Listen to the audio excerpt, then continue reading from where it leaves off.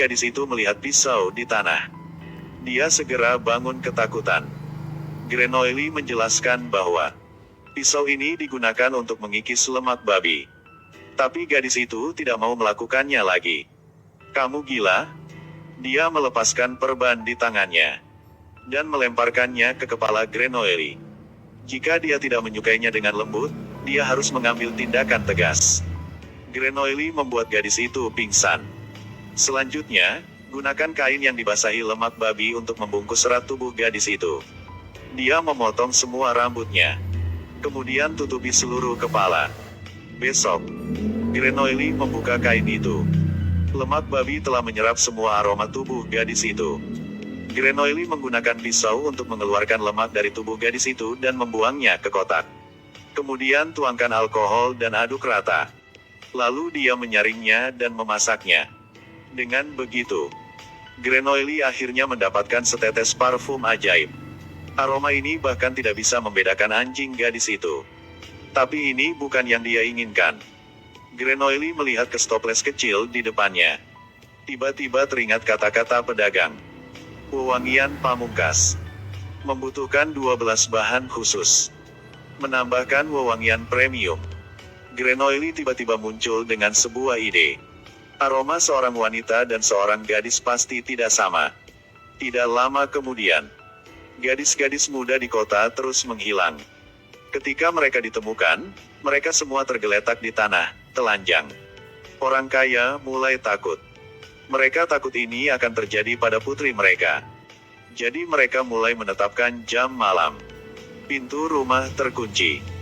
Bahkan seekor lalat pun tidak bisa masuk. Tetapi bahkan jika mereka melakukannya sejauh ini, masih ada gadis yang terbunuh. Mereka berbaring di ladang bunga. Atau di dekat gerbang kota. Bahkan sinagoga suci pun terkontaminasi. Orang kaya bersatu untuk mencari kemana-mana. Mereka menemukan rambut gadis-gadis di pabrik wewangian. Tentunya pemilik bengkel adalah pembunuhnya. Dia dipukuli begitu banyak sehingga dia harus mengaku. Tak lama kemudian dia digantung di alun-alun. Tapi satu orang menemukan sesuatu yang mencurigakan. Dia tahu orang ini hanyalah pengganti. Pembunuh sebenarnya masih bebas di luar untuk melindungi putrinya. Pria ini membawa putrinya keluar dari sana. Tapi mereka baru saja berangkat. Grenoily memiliki indera penciuman yang hebat yang sudah mengetahui arah mereka. Karena aroma gadis itu adalah aroma yang dia cari selama ini. Ini adalah aroma peri yang mulia yang tidak bisa dimiliki orang biasa seumur hidup. Itu yang selalu dia kejar. Grenoily berdiri di atas gunung dan menarik napas dalam-dalam. Sangat cepat mengendus lokasi gadis itu. Hidungnya lebih bagus dari hidung anjing. Lebih baik dari GPS. Sampai malam, pria itu dengan percaya diri percaya bahwa dia telah memotong pelacakan Grenoily. Tapi dia tidak tahu itu. Grenoily bersembunyi di kegelapan. Dia mengunci semua pintu sebelum dia tidur. Dia pikir itu aman. Pagi selanjutnya, orang kaya ini menggosok gigi dan mencuci muka dan pergi ke kamar putrinya. Tapi saat dia membuka pintu, adegan di depan matanya membuatnya tidak berani mempercayai matanya. Putrinya masih tidak luput dari kematian. Grenoily mendapat aroma terakhir. Dia mencampur 13 wewangian khusus bersama-sama. Dia akhirnya mengarang parfum ajaib. Tapi sekarang penjaga telah mengejar di sini. Dia dibawa ke penjara. Orang kaya itu sedih karena kehilangan putrinya. Dia menyuap sipir penjara. Menggunakan penyiksaan untuk menyiksa Grenoily. Kenapa kamu membunuhnya? Aku butuh dia. Segera pada hari Grenoily dieksekusi. Tidak ada yang memperhatikan dia menyelinap pergi dari botol parfum yang tersembunyi di batu. Dia memegangnya erat-erat di tangannya. Begitu sipir membuka rantai, mereka mulai meninju dan menendang Grenoily. Dia membunuh begitu banyak gadis. Buat mereka benci mati. Grenoily mengambil kesempatan untuk membuka tutup botolnya. Sipir hanya mengendusnya dan semuanya berubah. Beberapa saat kemudian, Grenoily dikawal ke tempat eksekusi. Tapi anehnya, dia memakai pakaian sipir penjara dan mengendarai kereta mewah. Semua orang tercengang. Atas dasar apa pembunuh jahat mendapatkan perlakuan ini? Kejahatannya yang keji membuat Tuhan juga marah. Lebih dari 10.000 orang berkumpul di alun-alun. Mereka ingin menyaksikan kematian Grenoille dengan mata kepala sendiri. Hanya untuk melihat Grenoille menjatuhkan setetes parfum. Gunakan sapu tangan untuk mengoleskan sisi lehernya. Ketika dia turun dari kereta, seseorang berlutut di depannya. Mata semua orang juga menjadi sangat lembut. Mereka mengarahkan pandangan mereka pada Grenoille. Bahkan Algojo berlutut, meneriakkan Grenoille tidak bersalah. Orang ini tidak bersalah. Pembunuhnya bukan dia, tidak mungkin. Orang ini tidak bersalah. Hanya untuk melihat Grenoille maju. Melambaikan sapu tangan wangi.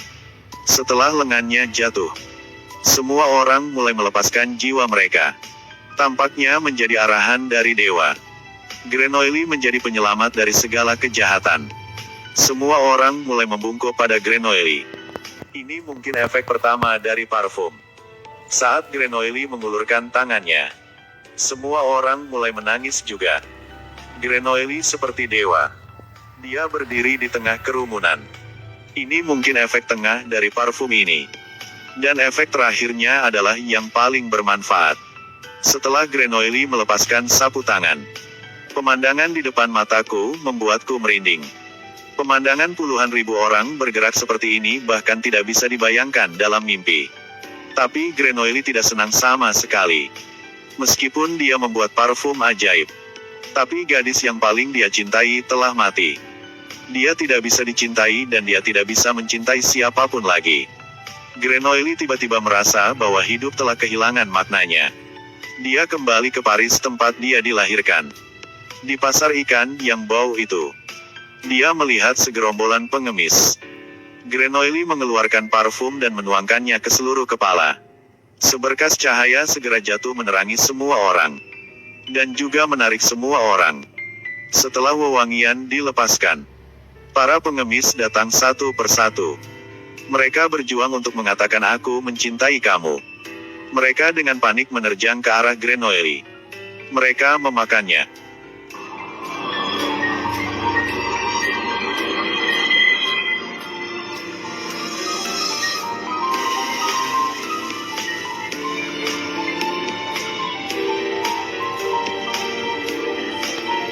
Menurut saya, drama ini bercerita tentang cinta, menjaga cinta dan menghancurkan cinta.